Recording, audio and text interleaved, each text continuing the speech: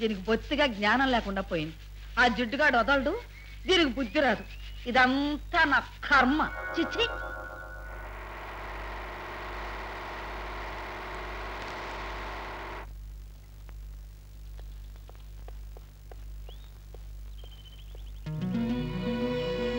Hello రండి.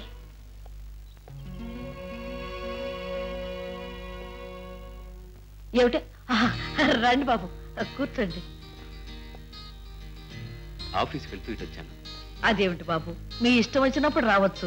ఇది మీ ఇల్లే అనుకోండి. అయితే ఓ పని చేస్తాను, చంద్రం కూడా వచ్చేసి ఉంటాడు, రమ్మని కవర్ చేస్తాను. అబ్బే అక్కర్లేదు బాబు, అతనే వస్తాడు.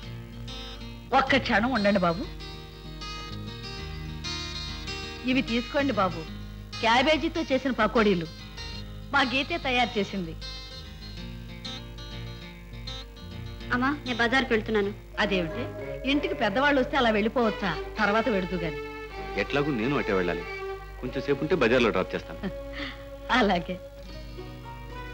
నువ్వు ఎప్పుడైనా హైదరాబాద్ వెళ్ళావా మీ శాంతక్క దగ్గరికి? లేదు. పోనీ ఉత్తరాలైనా రాస్తావా? రాస్తూ ఉంటా. నేను ఇక్కడికి రాగానే ఇక్కడ విశేషాల గురించి మీ శాంతక్క వెంటనే ఉత్తరం రాయమంది. ఏం రాయమంటావు? ఇక్కడ మేమంతా బాగానే ఉన్నామని రాయండి. అది ఎలాగో రాస్తాను, కానీ మీ అక్కయ్య రాసిన ఉత్తరం నువ్వు చూసే ఉంటావు. అదే నీ గురించి నా గురించి. ఏం రాయమంటావు? సరేం రాయనా?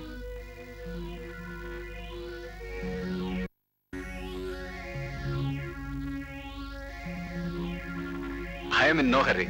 నిదానంగా ఆలోచించి చెప్పు. వచ్చే ఆదివారం ఎలాగో పిక్నిక్ వెళ్తాగా, అక్కడ చెప్పొచ్చు. ఓకే.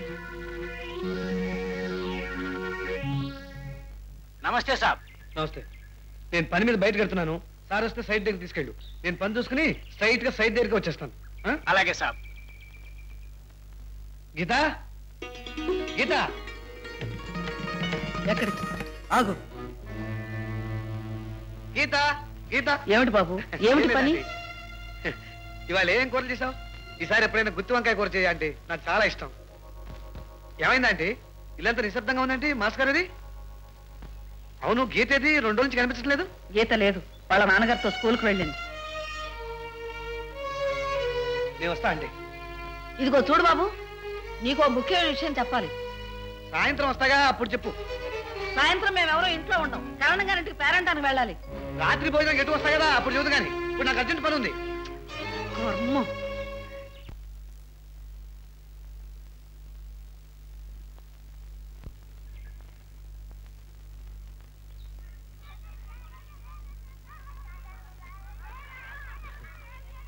నమస్కారం మాస్టర్.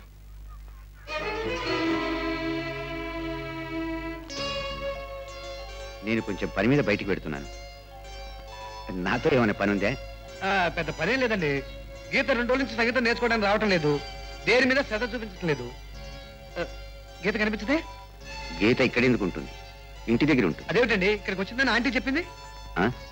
ఇక్కడికి వచ్చింది కానీ వెళ్ళింది. నాకు అర్థమైందిలేండి. ఏమర్థమైంది?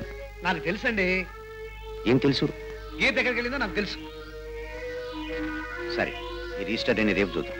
సార్ రేపు రాలేనండి. ఏ? తద్దిన గుడికి వెళ్ళాలని. అయితే ఎల్లుండి చూద్దాం. అలాగే సార్.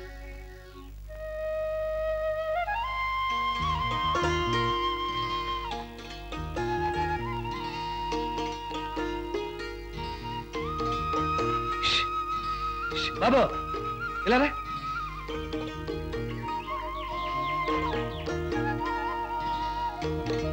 మీ గీతకేది?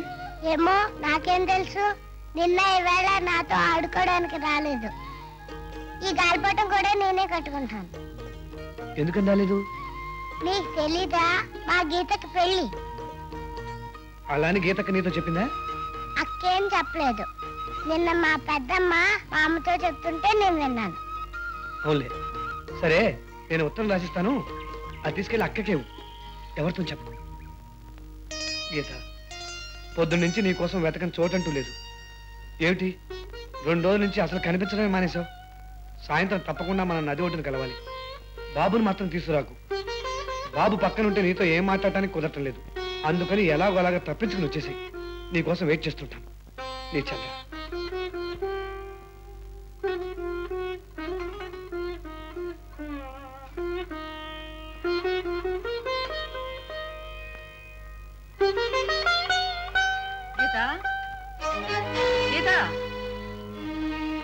ఏమిటి ఇంకా అలాగే కూర్చున్నావు?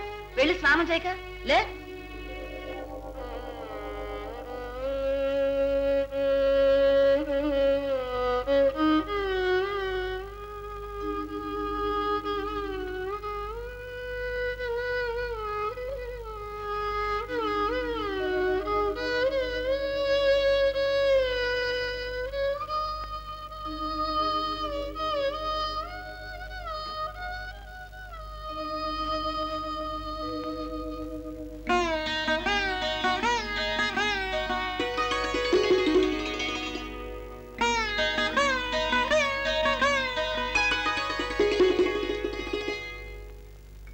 సార్ ఇంజనీర్ గారు పిలుస్తున్నారు. వస్తున్నా పద. సార్ పిలిచాట? నువ్వు బొంబాయి వెళ్లాల్సి ఉంటుంది. 2 రోజుల్లో కంపెనీ ఆడిట్ మీటింగ్ ఉంది. దానికి నువ్వు వెళ్తేనే బెటర్ అనుకుంటాను. ఎప్పుడు వెళ్ళాలి సార్? మీటింగ్ బుధవారం నాడు. నువ్వు 2 రోజులు ముందు వెళ్తేనే మంచిది. అలాగే sir. By the way Chandram, Geeta గురించి నీ అభిప్రాయం ఏంటి? చాలా మంచి అమ్మాయి సార్. అటువంటి వాళ్ళు చాలా తక్కువ మంది ఉంటారు. కానీ ఆ అమ్మాయి పెళ్లి గురించి వాళ్ళ అమ్మా నాన్న చాలా వరి అవుతున్నట్టున్నారు. అవును సార్, నాకు తెలుసు. కానీ ఇప్పుడు పెళ్లి కొడుకు దొరికినట్టున్నా లేదు. పెళ్లి కొడుకు ఎవరో తెలుసా? మీరు నన్ను ఎందుకు అడుగుతున్నారు సార్? వచ్చే ఆదివారం నువ్వు నేను గీత పిక్నిక్ వెళ్తున్నాం. Excellent sir. పిక్నిక్ లో వంట నేనే చేస్తాను సార్. అది తిని ఎలా ఉందో చెప్పాలి. నో, నువ్వు ఏ రాగం ఎత్తుకుని వంట మొదలు పెడితే వంటంతా నీరు గారిపోతుంది. అందుకని గోవిందుని గణపతిని తీసుకెళ్దాం. అయ్యో, పిక్నిక్ వాళ్ళిద్దరు వస్తే ఉన్న మజా అయిపోతుంది సార్. పిక్నిక్ లో ఎవరి పనులు వాళ్ళు చేసుకుంటేనే అందం. ఏం గీత అలా మౌనంగా ఉన్నామే ఇవాళ? పెళ్ళేసరికి ఆడపిల్లలకి ఎక్కడ లేని సిగ్గు వస్తుంది సార్. ఆడవాళ్ళకి సిగ్గే సింగారం. అయితే మగవాళ్ళంతా సిగ్గు లేని వాళ్ళ సార్? Very smart. చంద్రం, ఓ పాట పాడు. పాట నేను కాదు సార్, గీత పడుతుంది. అన్నట్టు మర్చిపోయాను, గీత నువ్వు పాడు. సరే చంద్ర, నువ్వే పాడు.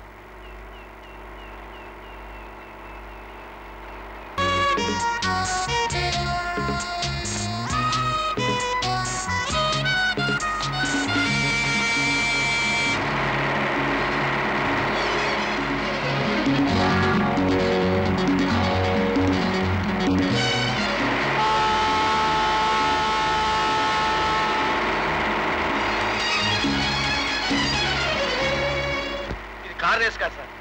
ఎందులోనైనా సరే ఓడిపోవడం నాకు ఇష్టం ఉండదు Chandram. That is the spirit sir.